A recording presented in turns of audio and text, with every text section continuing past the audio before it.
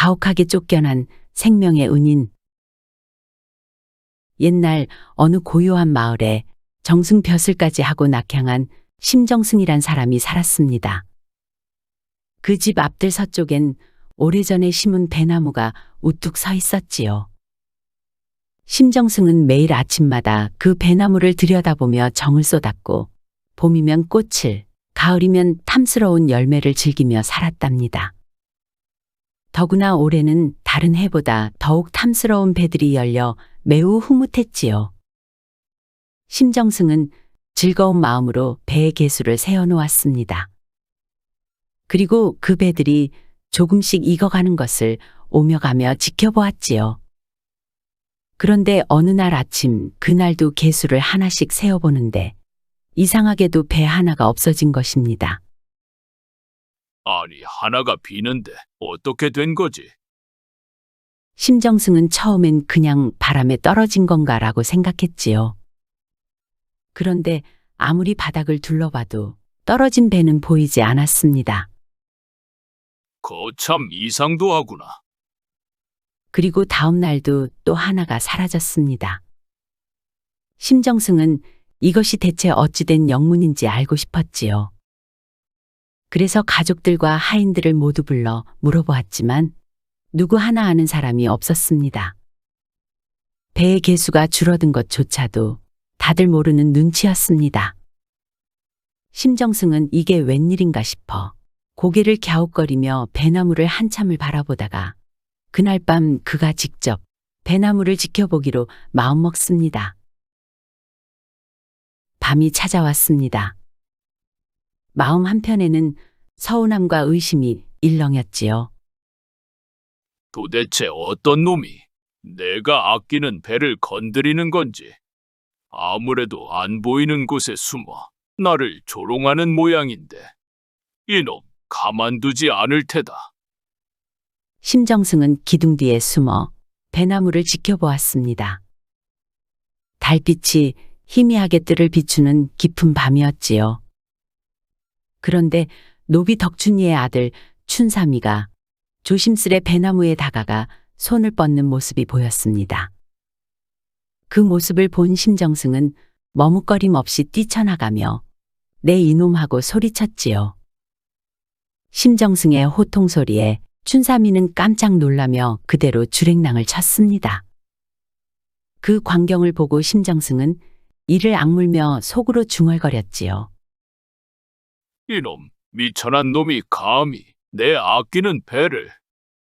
내일 이 춘삼이 놈을 당장 벌하리라. 다음 날 아침, 퀭한 눈과 피로해 보이는 심정승의 얼굴을 보고 부인이 물었습니다. 아니, 대감, 얼굴이 왜 그래요? 잠을 잘 못 주무셨어요? 밤새 화가 나 잠을 제대로 못 자서 그렇소. 무슨 일인데요? 아니, 내가 배나무를 얼마나 아끼고 사랑스레 키웠는데 그건 그렇지요. 우리 집에서 그거 모르는 사람은 없지요. 내 말이 참나 어이가 없어서 배를 그동안 춘삼이 놈이 따먹었더라니까.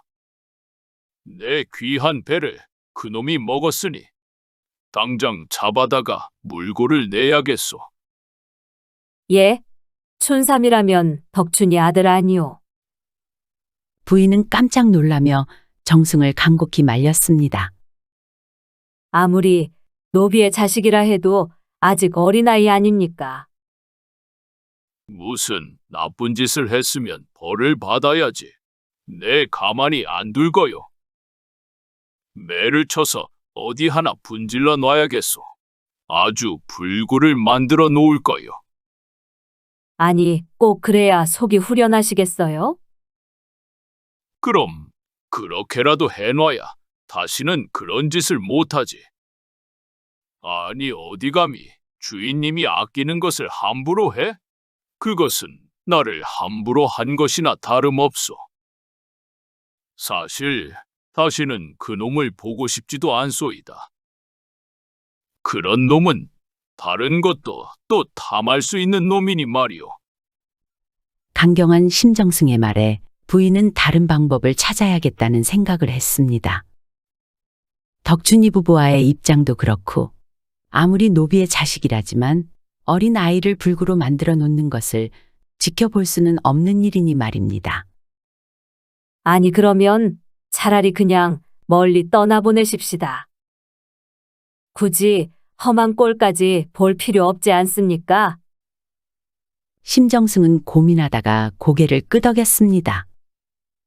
그러고는 곧바로 덕준이를 불러 말했습니다. 지난밤 그의 아들 춘삼이의 목격담과 함께 집에서 내보내라는 말이었지요. 그리고 영원히 돌아오게 하지 말라는 것이었습니다. 아이고, 죽을 죄를 지었습니다요. 그런데 어찌 부모 자식 간의 연을 끊으시려고 하십니까요? 대감마님, 제발 부탁드립니다. 조금만 자비를 베풀어 주십시오. 혹여 10년 후에 돌아오라 해도 되겠습니까요? 심정승은 잠시 생각하더니 마침내 고개를 끄덕였습니다. 덕준이는 가슴이 찢어졌습니다. 자신의 아들이라는 죄로, 노비의 아들로 태어난 죄로 겨우 배 2개를 따먹은 것으로 인해 이토록 큰 벌을 받게 되다니. 결국 춘삼이는 주인 집에서 부모 곁을 떠나 홀로 쫓겨나게 되었습니다. 이제 겨우 8살 아이일 뿐인데 말입니다. 다음 날 춘삼이는 가족들과 마지막 인사를 나누고 집을 떠났습니다. 그리고 며칠이 지났습니다. 춘삼이는 어떻게 지내고 있을까요? 떠돌아다니는 춘삼이를 불쌍히 본 어느 마을의 마음씨 좋은 주막 주인이 부엌 아궁이 앞에서 밤을 지새우게 해주었지요. 그러다가 손님들에게 양해를 구하고 춘삼이를 방으로 들여보내 주었습니다.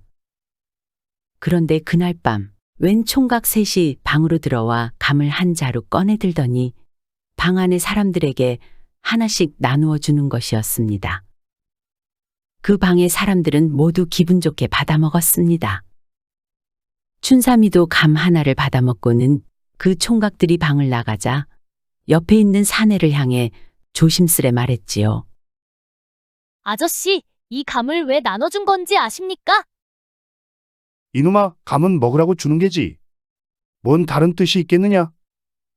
라고 말해 주었지만 춘삼이는 여전히 알쏭달쏭한 표정을 지었습니다. 이상하게 여긴 사내는 다시 물었습니다. 네 생각은 뭔데 그러냐? 제가 보기엔 아무래도 사람 수를 쐬기 위해 준 것 같습니다. 오늘 밤 도둑이 들지도 모르겠네요. 그러니 혹여 돈이나 값어치 있는 것을 갖고 계신 분들은 함부로 찾지 못하게 잘 감추십시오. 사람들은 긴가민가 했지만 만에 하나 돈을 빼앗기면 큰일이니 긴장하며 돈을 숨겼습니다. 그리고 신기하게도 새벽녘에 실제로 도둑들이 들이닥쳤지만 돈을 찾아내지 못했습니다. 도둑들은 이상하게 생각했지요. 아무리 뒤져도 나오지 않자 도둑들은 모여 얘기를 했습니다. 아니, 이게 어찌 된 일이지? 누가 우리 짓을 미리 알았다는 건데? 다음 날 아침 이들은 그 방에 있던 사람에게 은근히 캐물어 보았지요. 결국 도둑들은 춘삼이가 돈을 숨기라 했다는 것을 알게 됐습니다. 도둑들은 곧바로 춘삼이를 데리고 떠났습니다. 춘삼이는 과연 무사할 수 있을까요? 그런데 참 이상한 일이지요. 도둑들은 춘삼이를 해치지 않았습니다. 오히려 그 기질을 알아보고 자신들이 하는 일에 도움이 될 것이라고 여기게 된 것입니다. 며칠을 함께 지낸 후 도둑들이 춘삼이에게 물었습니다. 우리가 털고 싶은 곳이 하나 있는데 말이다. 도무지 침투할 방법이 없구나. 너라면 수가 있겠느냐? 어떤 곳인데 그럽니까? 300호가 넘게 사는 큰 마을인데 그 가운데 기와집 하나가 아주 부잣집이라는구나. 그런데 마을 사람들이 똘똘 뭉쳐 그 집 주변에 경비를 서는 통에 접근할 틈이 나질 않는다. 그럼 마을 사람들은 왜 그렇게 그 집에 충성하는 겁니까? 그 부잣집에서 그 일대 토지를 전부 소유하고 있으니 그 집 토지를 부쳐먹고 사는 처지라 그런 거지. 뭐 또 알고 있는 건 없습니까? 어디 보자. 아, 맞다. 들리는 소문에 의하면 그 부잣집은 조상묘를 잘 써서 그렇게 부자가 되었다는구나. 춘삼이의 눈이 반짝였습니다. 좋습니다. 그 집이 그렇게 귀한 명당 덕분에 부자가 된 거라면 그 명당을 건드리는 척 해보는 게 좋겠네요. 춘삼이는 묘수를 내었고 도둑들은 그대로 했습니다. 청사초롱과 말, 그리고 입고 갈 화려한 의복까지 마련했습니다. 그리고는 일행을 꾸려 부자의 묘를 향해 갔지요. 가는 동안 마을 사람들의 시선을 사로잡았고 가짜 관리로 꾸민 도둑이 말에서 내리자 마을 사람들은 모두 숨을 죽였습니다. 가짜 관리는 위험 있는 목소리로 외쳤습니다. 이 자리는 원래 임금님의 장손을 모셔야 할 자리인데 일개 백성이 이곳에 묘를 쓰고 있으니 역적이라 아니할 수 없구나. 며칠의 기일을 줄 것이니 묘를 파서 옮기거라. 그렇지 않으면 관군이 들이닥칠 것이다. 관리는 엄포를 놓고는 이내 사라져 버렸습니다. 그 말을 들은 마을 사람들은 모두 깜짝 놀랐습니다. 모두 그 부잣집의 토지를 경작해 먹고 사는 처지였으니 명당을 사용하지 못해 그 부잣집이 망하면 마을도 다 함께 망할 판이었지요. 그들 중에 나이가 꽤 많아 보이는 어느 노인이 나서서 말했습니다. 이대로 두면 안 되네. 우리가 먹고 사는 터전이 다 사라질 테니 말이야. 마을 어른이 말하자 모두가 고개를 끄덕였습니다. 그리고 이 소식은 곧바로 부잣집 주인에게 전해졌습니다. 그 부잣집 주인도 사람들을 모아 절박한 심정으로 호소했습니다. 만일 이 묘가 헐리면 우리 가문은 물론 이 마을 전체가 설 자리가 없을 것이오. 그러니 모두 힘을 다해 묘를 지켜주시오. 아무리 나라님이라지만 이 묘자리를 내어주는 것은 우리가 다 죽는 길이란 말이오. 절대 안 될 일이니 사정을 말하고 애원이라도 해서 막아봅시다. 그날부터 마을 사람들은 밤낮을 가리지 않고 묘를 지키기 시작했습니다. 어린아이부터 노인까지 돌아가며 감시를 서고 밤에는 등불을 들고 지새웠지요. 일주일 넘게 잠 한숨 편히 이루지 못한 채 모두가 지쳐갔습니다. 마을 사람들이 그렇게 묘자리를 지키느라 그것도 아니면 집에서 밀린 잠을 자느라 낮이고 밤이고 마을은 조용하고 텅 빈 듯 했습니다. 그렇습니다. 지금이 기회였지요. 그 틈을 타 도둑들은 계획대로 움직였습니다. 춘삼이의 계획에 따라 마을 앞산의 솔밭에 청사초롱들을 줄지어 잔뜩 매달아 두었습니다. 이것을 본 마을 사람들은 많은 광군들이 곧 들이닥칠 것이라 예상하고 드디어 왔구나 싶어 모두 묘를 지키러 갔습니다. 마을은 말 그대로 텅 비었지요. 그 사이 도둑들은 부잣집을 깨끗이 깔끔하게 털었습니다. 이 일이 있고 난 후부터 도둑들은 춘삼이에게 가족이 되어 주었고 그렇게 춘삼이는 도둑들과 함께 10년이라는 세월을 보냈습니다. 10년 뒤 청년이 된 춘삼이가 떠난다고 하자 도둑들은 아쉬워하며 춘삼이에게 물었습니다. 춘삼아, 너의 소원은 없느냐? 아니요, 그런 거 없습니다. 그저 고향으로 돌아가고 싶어요. 가서 부모님을 만나고 싶어요. 도둑들이 많은 돈을 챙겨주려 했지만 춘삼이는 아무것도 받지 않았습니다. 그래, 그렇다면 10년 만에 집에 돌아가는 거니 옷이라도 번듯하게 입고 가거라.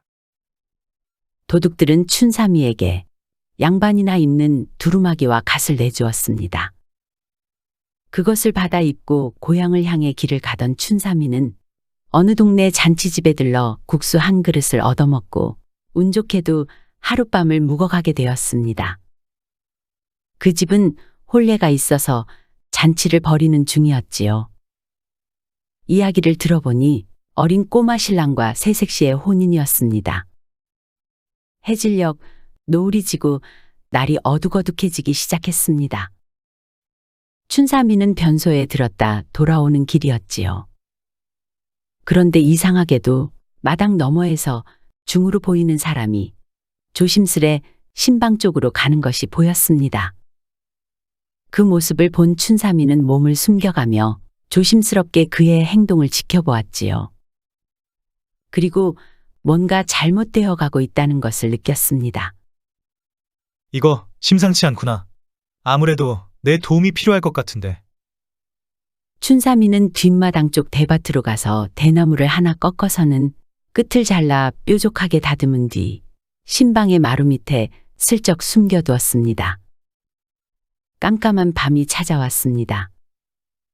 춘삼이는 신방 마루 밑으로 기어들어가 몸을 숨긴 채 숨죽이고 있었습니다. 잠시 후 중 한 명이 담을 넘어오는 것이 보였습니다. 중의 손에는 장도가 들려 있었습니다. 중이 신방 밖에서 기척을 하자 새색시가 방문을 열고 반갑게 나와 맞이했습니다. 어서 안으로 드시지요. 방 안에 함께 있던 10살짜리 어린 꼬마 신랑은 이게 도대체 무슨 상황인지 알 수가 없었습니다. 그저 어리둥절하고 있을 뿐이었지요. 바로 그 순간 춘삼이가 고함을 치며 뾰족한 대나무 창을 들고 마루 밑에서 튀어나와 중에게 달려들었습니다. 야 이놈들아, 이게 지금 뭐하는 짓이냐? 순식간에 중과 춘삼이의 싸움이 벌어졌습니다. 싸움 끝에 중은 방 밖으로 도망쳤고 춘삼이는 그를 뒤쫓아 마당에서 또다시 싸움을 벌였습니다. 꼬마 신랑과 새색시는 그 모습을 그저 지켜볼 수밖에 없었습니다. 그 와중에 중이 휘두른 칼끝이 춘삼이의 두루마기 자락을 찍고 지나갔습니다. 잠시 뒤 춘삼이의 공격에 중이 쓰러졌고 일어날 수 없을 지경이었습니다. 중을 물리친 춘삼이는 이름도 밝히지 않은 채 곧바로 자리를 떠났습니다. 요란한 소리에 집안의 사람들이 모여들고 새색시의 실토로 어찌된 상황인지 알 수 있었습니다. 더 이상 이 혼인을 이어갈 수는 없었습니다. 새색시에게 숨겨둔 사내가 있었다는 것이 밝혀진 것이니까요. 꼬마 신랑은 놀란 마음을 진정시키고 있다가 바닥에 떨어져 있는 두루마기 끝자락을 발견했습니다. 그것은 바로 자신의 목숨을 구해준 사람이 입고 있던 두루마기의 한 조각이라는 것을 알아본 것이었지요. 꼬마 신랑은 옷 조각을 집어들고 자기 집으로 돌아갔습니다. 한편 춘삼이도 다시 고향으로 향했습니다. 몇 날 며칠을 걸어 심정승 집에 다다랐습니다. 대문으로 들어가지는 못하고 담을 따라 집 뒤쪽으로 돌아가 작은 문으로 들어갔지요. 춘삼이 어머니와 아버지는 마당에서 일을 하다가 깜짝 놀라며 뛰어와 춘삼이를 반겼습니다. 드디어 10년 만에 춘삼이는 가족들과 상봉하게 되었습니다. 세 사람은 서로 끌어안고 눈물을 흘렸습니다. 미안한 마음과 반가운 마음이 가득했지요. 다음 날이 되었습니다. 덕준이는 춘삼이를 데리고 심정승에게 문안을 갔습니다. 마당에 서서 덕준이는 아들 춘삼이가 돌아온 것을 심정승에게 고했지요. 대감마님, 춘삼이가 돌아왔습니다요. 대청마루에 앉아있던 심정승은 춘삼이를 힐끗 바라보았습니다. 이제 그의 눈에는 아무런 감정이 남아있지 않았습니다. 아니, 배나무 사건에 관한 것은 오래전에 지나버린 이미 상관없는 일이었지요. 그래, 알았다. 가서 일 보거라. 그렇게 덕준이와 춘삼이가 물러가려고 하는 찰나 심정순과 함께 있던 그의 아들이 춘삼이의 옷차림을 보고는 놀라움을 금치 못했습니다. 갑자기 품속에서 두루마기 조각을 꺼내어 춘삼이에게 다가가 두루마기 자락과 맞춰보았습니다. 심정승 아들은 기뻐하며 아버지를 향해 말했습니다. 아버지, 이분이에요. 이분이 바로 제 목숨을 구해준 사람입니다. 그 말을 듣고 춘삼이가 고개를 들어 정승 아들의 얼굴을 보니 정말 자신이 구해준 사람이 맞았습니다. 뭐라? 네가 말했던 바로 그 은인이 춘삼이란 말이냐? 심정승은 아들의 말을 듣고 한참 동안 조용히 춘삼이를 바라보았습니다. 50을 바라보는 나이에 늦둥이를 낳아 애지중지 기른 아들이었습니다. 그 아들의 목숨을 구해준 사람이 자신이 벌하여 내쫓은 종의 아들이었다니요. 춘삼아, 정녕 네가 내 아들의 목숨을 구해준 것이냐? 예, 그렇게 됐습니다. 심정승의 마음속에는 부끄러움과 고마움이 뒤섞였습니다. 그런데 소인은 그저 사람으로서 마땅히 해야 할 일을 했을 뿐입니다. 대감마님, 심정승은 깊은 한숨을 내쉰 뒤 부드러운 목소리로 말했습니다. 춘삼아, 내가 잘못했다. 배 하나 때문에 너를 10년이나 내쫓았건만 네가 돌려준 것은 내 아들의 목숨이구나. 이것이 하늘의 뜻이 아니고 무엇이겠느냐. 나의 어리석음을 부디 용서해다오. 덕준이와 춘삼이는 그저 고개를 조아릴 뿐이었습니다. 심정승이 춘삼이에게 배를 따먹은 대가로 가혹한 벌을 내리려 했을 때 심정승 부인의 마음속 측은지심이 춘삼이를 살렸고 결국은 시간이 흘러 자기 아들의 목숨까지 구한 것이었지요. 그렇지 않았다면 이미 심정승의 눈밖에 난 춘삼이는 정말로 불구로 평생을 살았거나 끝내 살아남지 못할 수도 있었습니다.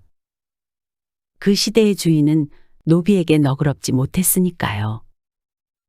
그런데 이제 심정승은 과거의 자신이 너무도 부끄러웠습니다.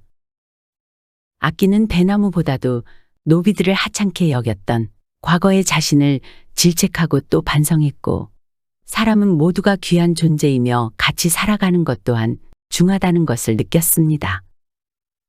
심정승은 그날 이후 미안함과 고마운 마음을 다해 덕준이 가족의 노비 문서를 싹 불사르고 노비 신분도 다 풀어주었습니다. 또한 부지런히 농사지어 살면 충분히 먹고 살 만큼의 전답도 나누어 주었다고 합니다.